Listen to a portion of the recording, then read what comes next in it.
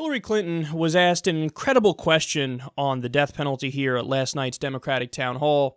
Let's watch. This is Ricky Jackson, wrongfully convicted of murder in 1975. He spent 39 years in prison. He is undecided. Ricky, what's your question?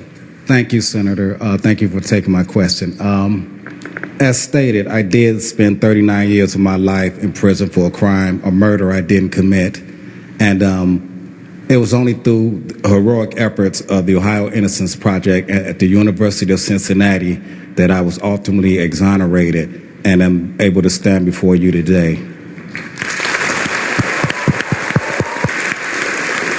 Senator, I spent some of those years on death row, and excuse me, I'm sorry. It's okay, brother.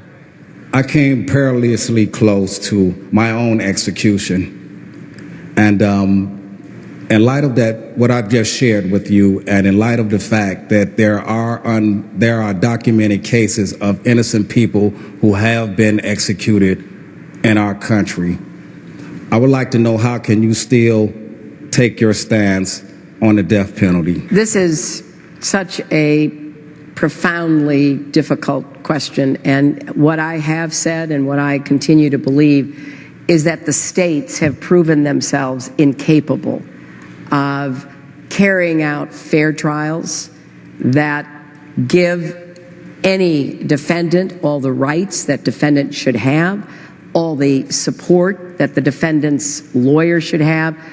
And I've said I would breathe a sigh of relief if either the Supreme Court or the states themselves began to eliminate the death penalty.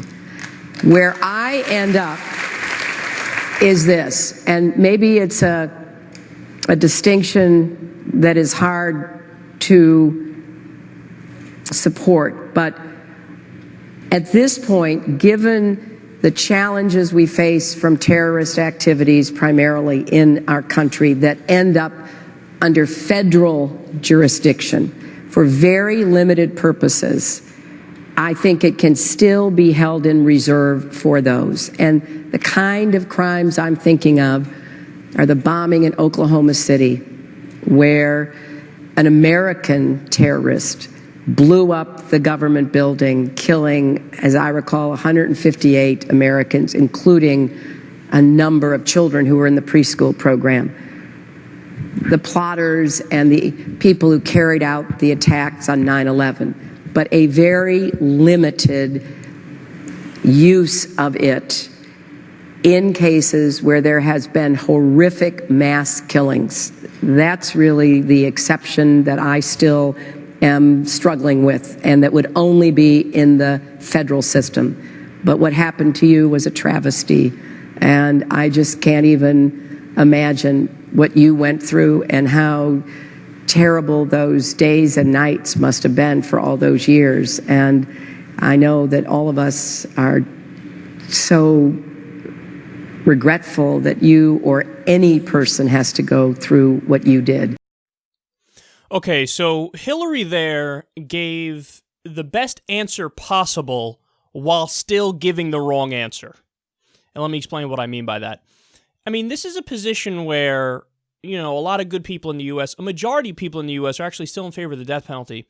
And I think this is the sentiment that they believe. They think like, well, look, I'm only talking about super, super rare instances where the crime is so egregious and so grotesque that it feels like the right thing to do. It's not like we're struggling and we think it's immoral and unethical and we're doing the wrong thing. We're talking about cases where it would seem callous to not do it because you're just eliminating a problem. You're getting rid of somebody who raped children and set them on fire, or did a terrorist attack where they killed hundreds of people and they didn't care, or whatever. And again, as an innate gut thing and visceral thing, I actually agree with her on this and not with people who would be to the left of us on this, because I don't know what it is, the revenge thing, the retribution thing, it's a gut reaction thing. I don't know exactly how to categorize it or classify it, but it's there. And I think denying it is silly to try to pretend like, no, I'm above that. And even when I look at what Anders Breivik did or what Dylan Roof did, yeah, no, we should treat them better than they treated all the people who they killed. No, that's not my innate feeling. But here's why she's still wrong. She's wrong because the question is not about whether or not we should go after the people who did the most horrific crimes, and we know that they did them, and we can use the death penalty in these rare circumstances. The question is, hey, do you understand that as long as you have a death penalty system, human beings are flawed. We make mistakes. So therefore, if you accept a death penalty system, you're accepting that every once in a while, you're going to kill the wrong person, which means the state committed murder. Now, I get it. She would, talk her way around that, and many people would talk their way around that by saying, yeah, but that's not what I mean. Obviously, I don't want to kill those people.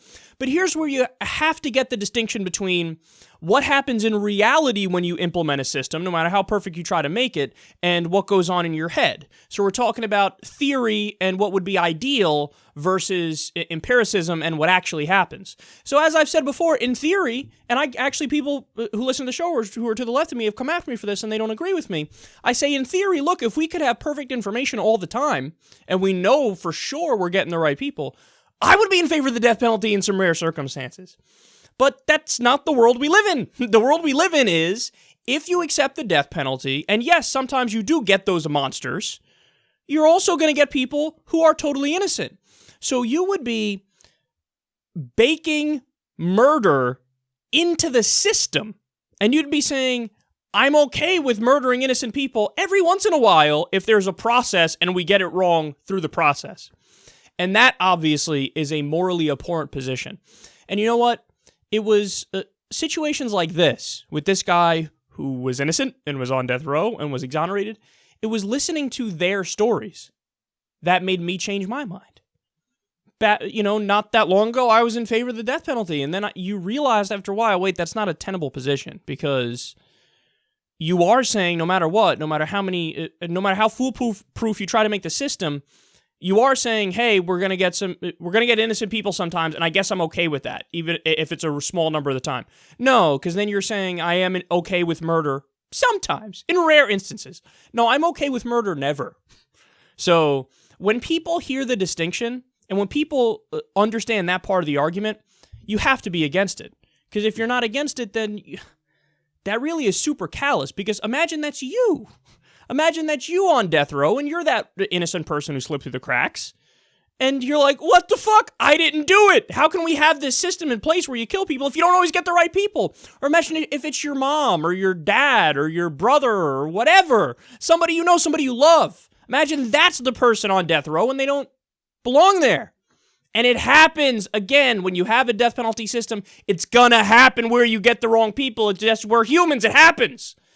So you just can't be in favor of that. And just to give some more data here so you understand the extent of the problem, The Guardian reported on a study of death row in the United States recently, and 4% of people on death row are innocent.